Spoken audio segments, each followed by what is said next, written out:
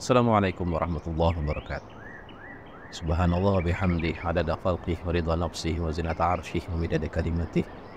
La hawla wa la quwata illa billahil aliyil azim. Subhanaka la ilma lana illa ma 'allamtana innaka antal alimul hakim. Rabbi israh li sadri wa yassir li amri wa hlul 'uqdatam min lisani yafqahu qawli. Allahumma shalli wa sallim ala sayyidina wa maulana Muhammadin wa ala alihi wa sahbihi ajma'in. Amma ba'du. Qala Allah Ta'ala fi kitabil karim, Ya ayyuhallazina amanu kutiba alaikumus syiyam kama kutiba alal ladzina min qablikum la'allakum tattaqun. Para pemirsa yang dirahmati Allah, Ramadan sekali lagi datang mengunjungi kita.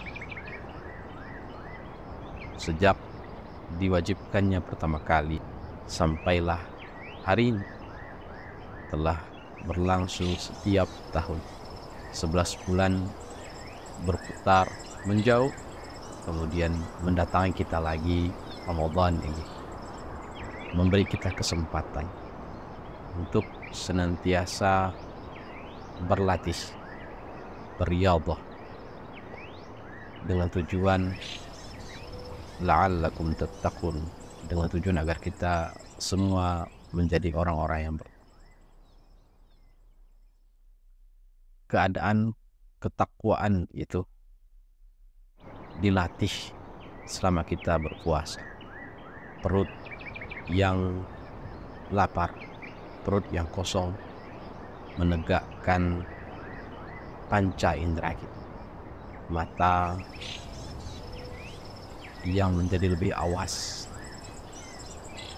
terlihat ketika kita melihat makanan yang enak di siang hari. Mata kita tertarik, padahal biasa-biasanya di 11 bulan sebelumnya mata kita tidak itu awas dalam melihat makanan-makanan yang enak. Hidung kita, penciuman kita menjadi lebih tajam, mencium makanan-makanan, bau-bau makanan yang enak, bau roti, bau bakso, bau gorengan, aroma yang ditimbulkan oleh makanan-makanan itu kita baui dengan indera penciuman kita yang sebelum-sebelumnya tidak sampai membuat kita tertarik luar biasa. Tapi selama kita puasa, lapar perut kita menjadi lebih awas. Mata sudah, hidung sudah, telinga juga demikian.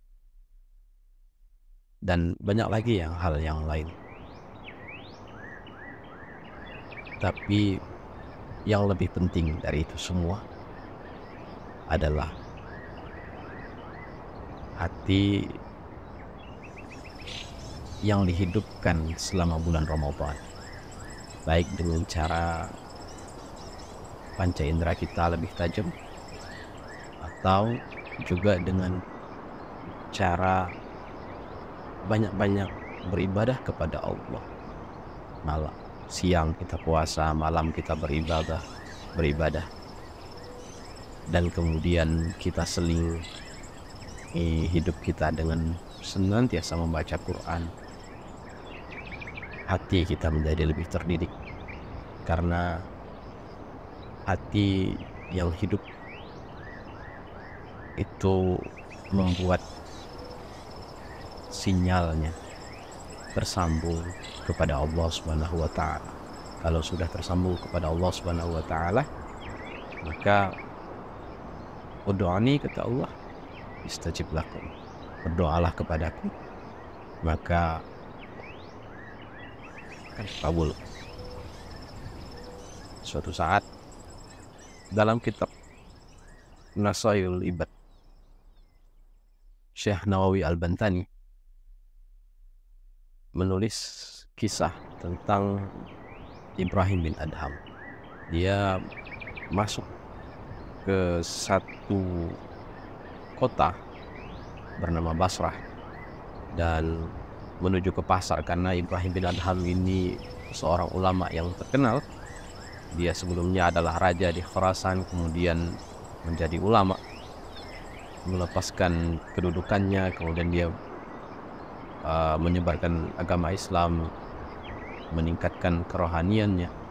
Maka sampai ke Basrah, sampai di kotanya, sampai di pasarnya, pusat kotanya, orang-orang mengurumuni. Kemudian ada yang bertanya, mereka bertanya, "Ya Ibrahim bin Adham, bukankah Allah berfirman, Ud'uni astajib lakum. Berdoalah padaku dan aku akan mengabulkan untuk." Tapi kata orang-orang Basrah itu, firman itu, Ud'uni astajib lakum, sudah kami kerjakan, kami sudah berdoa kepada Allah, tapi doa kami belum terkabul. Bagaimana itu?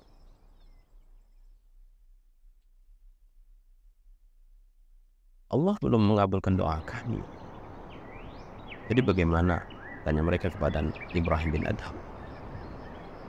Maka Ibrahim bin Adham pun menjawab, "Wahai penduduk Basrah, sesungguhnya hati engkau telah mati oleh 10 sebab. Maka bagaimana mungkin Allah mengabulkan doa engkau?" 10 sebab yang ditulis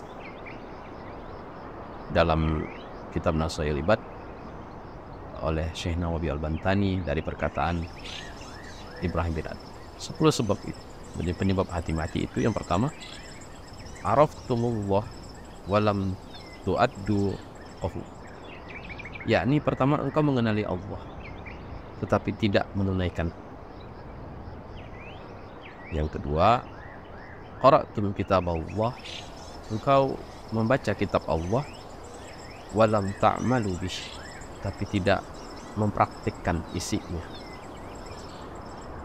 Yang ketiga, ida'aitum adawat iblisa wa walaitumu, engkau mengaku bermusuhan dengan iblis tetapi mengikuti tuntunannya. Yang keempat, ida'aitum, kamu mengaku hubbur rasul, mencintai Rasul, wa taraktum atharahu wa sunnatuh, tapi engkau meninggalkan tingkah laku dan sunnah beliau. Yang kelima, ida'aitum hubbal jannah, engkau mengaku mencintai surga, walam ta'malu laha, tetapi tidak berbuat menuju kepadanya, tidak mau berbuat menuju kepada perbuatan-perbuatan orang ahli surga. Ida'aitum khaufan nar, kau mengaku takut kepada neraka, walam tantahu aniz zunub, tetapi tidak mengakhiri perbuatan dosa. Ida'aitum al-maut, ida'aitum annal maut, ketujuh, engkau mengakui kematian itu hak, kematian itu nyata, kematian itu pasti, kematian itu adalah sesuatu yang pasti datang, hak. Walam tasta'iddulah, walam tasta'iddulah, tetapi tidak mempersiapkan diri untuk menghadapi. Kedelapan, ishtaghaltum bi'uyubi khairikum, engkau asyik meneliti aib-aib orang lain. Wa taraktum uyuba anfusikum, tetapi melupakan aib-aibmu sendiri. Kesembilan,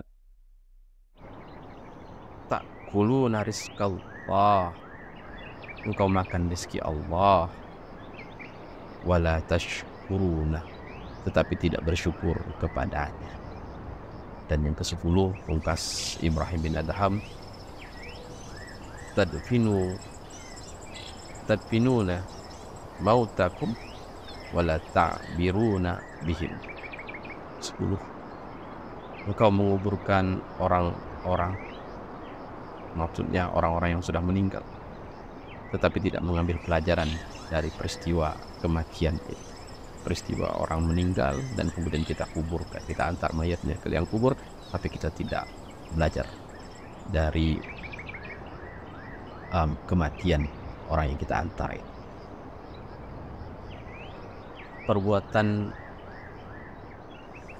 mengajak kepada kebaikan sesungguhnya adalah perbuatan mengajari diri kita sendiri untuk berbuat baik, karena tidak ada yang bisa kita ubah selain diri kita sendiri.